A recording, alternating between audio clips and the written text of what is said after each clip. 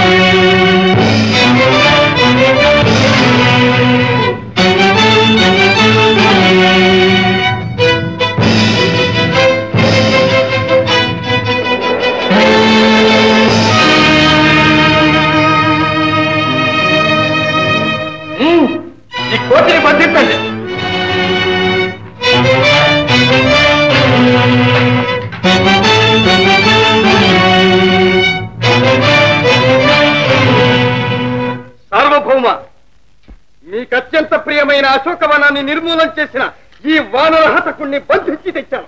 శిక్షించండి. అహంకరించకు మేఘనాథ, ఇది నీ పరాక్రమ ఫలితం కాదు, నీవు ప్రయోగించిన బ్రహ్మాస్త్ర ప్రభావం. బ్రహ్మదేవునిపై నాకు గల భక్తి గౌరవాలే నన్ను ఒక్క గడియ బంధించగలిగినాయి.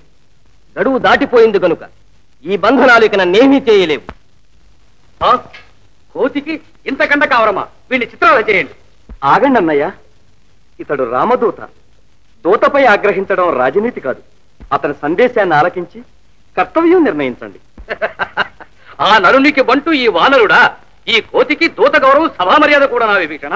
సాదరంగా మీరు సన్మానించనందువల్ల నాకేమీ లోటు లేదు.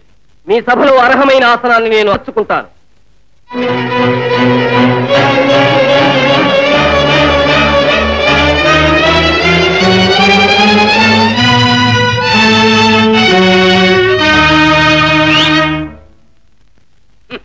కోతికి తోకే అలంకారం. ఇంద్రజిత్, ఈ కోతిని తోక కాల్చి తరివేయండి.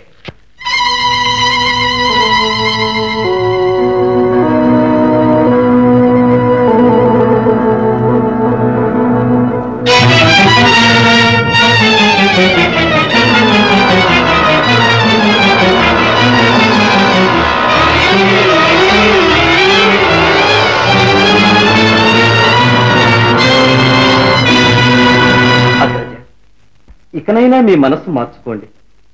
మన సర్వనాశనానికి లంకాదహనమే నాంది. ముప్పు తప్పించుకోవడానికి ఇప్పటికైనా మించిపోయింది ఏమీ లేదు. చేసిన నేరానికి పశ్చాత్తాపడి ఆ శ్రీరామచంద్రుని శరణు వేడండి. పిరికి పంద, ముల్లోకాలను జయించిన రావణుడు ఒక్క మానవుని శరణు వేటమా? సిగ్గుచేటు, దానవ జాతికే సిగ్గుచేటు. చేసిన తప్పును సరిదిద్దుకోవడమే విజ్ఞుల లక్షణం. విభీషణ, తమ్ముడు అని ఇంతవరకు సహించాను. నా తప్పప్పులించడం, క్షమించడానికి నేరం. జాగ్రత్త. హితవు చెప్పడంలో తప్పే ఉంది ప్రభు. శ్రీరామునితో వైరం ఉంటే మీలో మీరు తేల్చుకోండి, కానీ ఒక అబలను చెరపెట్టడం అన్యాయం కదా.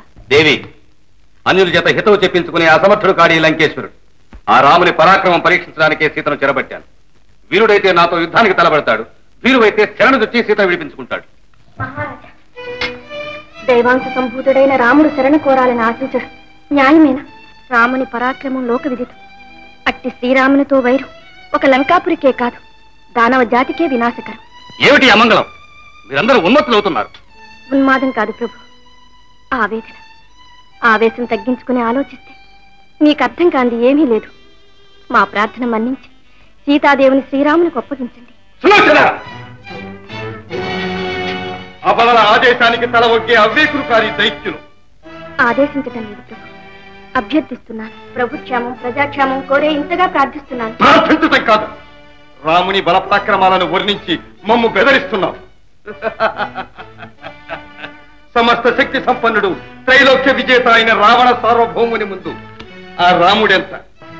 అలా చులకన చేయకండి ప్రభు. సీతా కళ్యాణం నాటి అనుభవం అప్పుడే మర్చిపోయారా? అన్యులకు అసాధ్యమైన శివధనస్సును ఎక్కువ పెట్టినది ఆ మానవుడు రాముడే కదా.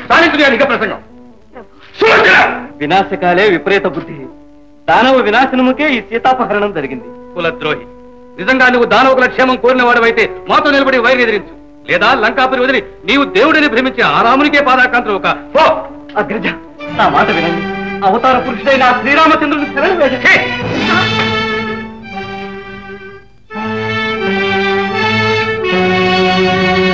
వీరికి పంద.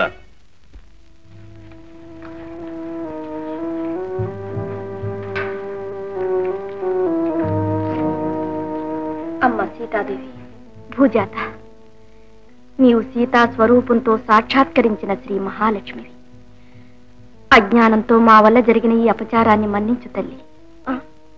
ఇది రాక్షసుల కుట్ర కాదు తల్లి, కాదు. అయితే ఎవరు నువ్వు? నీకు జరిగిన అన్యాయాన్ని తలుచుకుంటూ కృంగి కృషిస్తున్న సాటి ఇల్లాలి.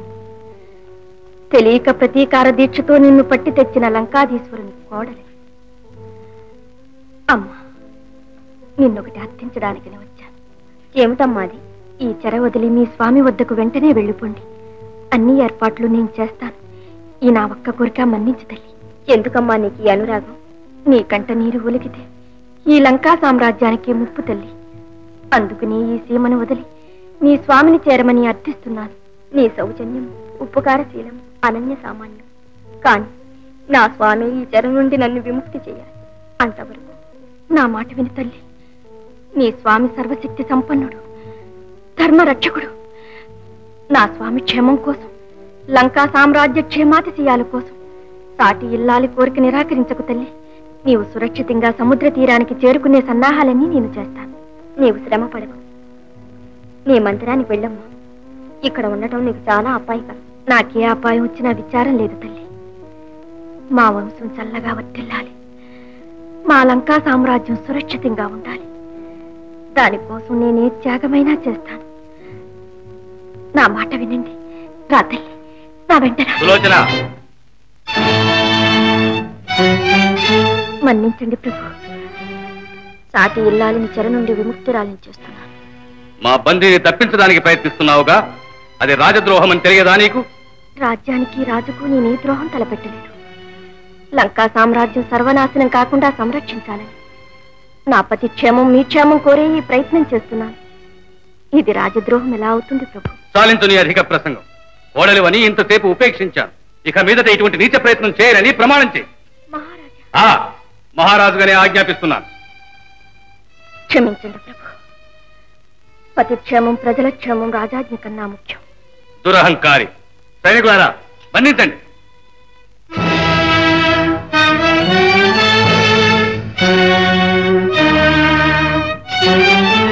ఇంద్రజిత్ బందీని తప్పించాలని ప్రయత్నించి పట్టుపడి దండన తప్పించుకోవాలని ప్రతివాదన చేస్తోంది. మా రాజాజ్ఞనే తులకన చేస్తోంది. సులోచన, ఇంతకు తెగించావా? రాజద్రోహానికి మరణమే శిక్ష. నా చేతిలో నీకు తావు తప్పదు. మహాప్రసాద్,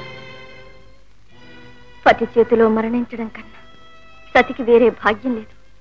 సంతోషంగా మరణిస్తాను. కానీ